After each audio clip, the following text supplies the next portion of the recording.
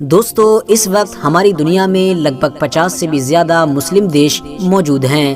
اور ان سبھی دیشوں کی زمین پر وقت وقت پر بہت سارے بڑے چھوٹے اچھے اور برے ہر طرح کے لیڈر پیدا ہوتے رہے ہیں، مگر اگر بات کریں صرف پچھلے 50 سے 60 سالوں کی تو اس پورے دور میں پوری مسلم دنیا میں جس لیڈر نے سب سے زیادہ شہرت اور سب سے زیادہ طاقت حاصل کی تھی وہ کوئی اور نہیں بلکہ صدام حسین تھے۔ وہی صدام حسین کہ جنہوں نے ایک لمبے وقت تک عراق دیش پر راج کیا تھا۔ اس دور میں صدام حسین نہ صرف عراق کے ہی سب سے طاقتور نیتا تھے بلکہ دنیا کے بھی سب سے طاقتور نیتاؤں کی لسٹ میں ان کا نام ٹاپ پر آیا کرتا تھا۔ شہرت کے معاملے میں بھی اس دور میں شاید ہی کوئی ایسا نیتا تھا کہ جو ان کو ٹکر دیتا ہو، مگر پھر امریکہ دیش کی طرف سے ان کے اوپر بہت سارے بڑے بڑے اور خطرناک الزامات لگانا شروع کیے گئے، جس کے نتیجے میں پہلے جنگ ہوئی، بعد میں صدام حسین کی گرفتاری ہوئی اور آخرکار 30 دسمبر 2006 کو ان کو پھانسی کے پھندے پر بھی چڑھا دیا گیا۔ دوستو حیرانی کی بات یہ ہے کہ صدام حسین کو جس دن پھانسی دی گئی تھی اسلامک کیلنڈر کے مطابق اس دن ذی الحجہ کی 10 تاریخ تھی، یعنی وہی تاریخ کہ جس دن مسلمان عید مناتے ہیں، وہ بھی وہ عید کہ جس میں مسلمانوں کے یہاں قربانی دی جاتی ہے۔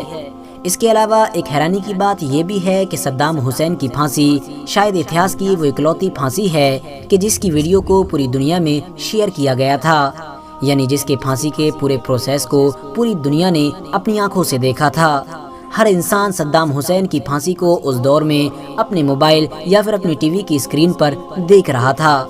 آپ کو بتاتے چلیں کہ جب صدام حسین کو پھانسی سے پہلے جیل میں قید کیا گیا تھا تو ان کی حفاظت کرنے کے لیے ان کے اوپر 12 اسپیشل کمانڈوز کو تعینات کیا گیا تھا۔ یہ وہ 12 اسپیشل کمانڈوز تھے کہ جن کو بہت ساری فوجوں سے سلیکٹ کیا گیا تھا۔ یہ سارے کے سارے اپنے ڈپارٹمنٹ کے ایکسپرٹ مانے جاتے تھے، مگر حیرانی کی بات یہ ہے کہ جن اسپیشل کمانڈوز کو صدام حسین کی حفاظت کے لیے رکھا گیا تھا وہ کمانڈوز خود صدام حسین کے دوست بن گئے تھے۔ انہی 12 سپاہیوں میں سے ہی ایک سپاہی نے صدام حسین کی موت کے بعد ان کے اوپر ایک کتاب بھی لکھی تھی، جس کتاب کے اندر ایسے ایسے خلاصے کیے تھے کہ جس سے پوری دنیا ہل گئی تھی، کیونکہ اس کتاب میں صدام حسین کے بارے میں وہ ساری چیزیں لکھی گئی تھیں کہ جن سے پوری دنیا بے خبر تھی۔ اور آج کی اس ویڈیو میں ہم آپ کو اسی کتاب کی ہی کچھ چیزیں بتانے والے ہیں۔ سب سے پہلے آپ کو بتاتے چلیں کہ اس کتاب کے رائٹر نے لکھا ہے کہ جس وقت ہم لوگ صدام حسین کو اس ٹیم کے حوالے کر رہے تھے کہ جس ٹیم کو صدام حسین کو پھانسی دینی تھی، تو اس وقت ہماری پوری ٹیم کی آنکھوں میں آنسو تھے، ہم میں سے بہت سارے سپاہی بری طرح سے رو رہے تھے۔ اس کے علاوہ رائٹر نے اپنے ہی ایک ساتھی یعنی ایڈم کا حوالہ دیتے ہوئے لکھا ہے کہ ہم نے کبھی بھی صدام کو ایک ظالم اور قاتل انسان کے طور پر نہیں دیکھا، بلکہ ہم تو ان کو اپنے گرینڈ فادر کے طور پر دیکھا کرتے تھے۔ اس کے علاوہ رائٹر نے یہ بھی لکھا ہے کہ صدام حسین کے آخری دنوں کا جو رویہ تھا وہ حد سے زیادہ نرم تھا، ان کے رویے سے کبھی بھی ایسا نہیں لگتا تھا کہ یہ کسی دور میں ایک کٹھور تاناشاہ رہے ہوں گے۔ آپ کو بتاتے چلیں کہ اسی کتاب میں ہی یہ خلاصہ کیا گیا ہے کہ صدام حسین کو میٹھا بہت زیادہ پسند تھا، اپنے آخری دنوں میں بھی انہوں نے اپنی فیوریٹ ایکسرسائز کو نہیں چھوڑا تھا، الگ الگ طرح کے کھانوں کو ٹیسٹ کرنا بھی ان کا فیوریٹ کام تھا۔ RH نیٹ ورک کے نالجبل فرینڈ صدام حسین کے آخری دنوں میں ان کے ساتھ زیادہ تر وقت گزارنے والے امریکی فوجیوں نے ہی اس بات کا بھی خلاصہ کیا ہے کہ صدام حسین نے اپنے آخری وقت میں کہ جب ان کو پھانسی پر لے جایا جا رہا تھا تو ایک کوٹ کی مانگ کی تھی، یعنی انہوں نے کہا تھا کہ مجھ کو پہننے کے لیے ایک کوٹ دیا جائے، اور یہ مانگ انہوں نے ایک بار نہیں بلکہ 2-3 بار کی تھی، اور آخرکار وہاں موجود لوگوں کو صدام حسین کو پہننے کے لیے کوٹ دینا پڑا تھا۔ جب ان سے یہ سوال کیا گیا تھا کہ آخر وہ اپنے آخری وقت میں ایک کوٹ کیوں پہننا چاہتے ہیں، تو صدام حسین نے یہ جواب دیا تھا کہ کیونکہ آج بہت زیادہ سردی پڑ رہی ہے، ہو سکتا ہے کہ جب مجھ کو پھانسی کے پھندے پر لے جایا جائے تو سردی کی وجہ سے میرا جسم کانپنے لگے، اور اس کو دیکھ کر میری قوم یعنی عراق کے لوگ یہ نہ سمجھیں کہ ان کا لیڈر موت کے ڈر سے کانپ رہا ہے۔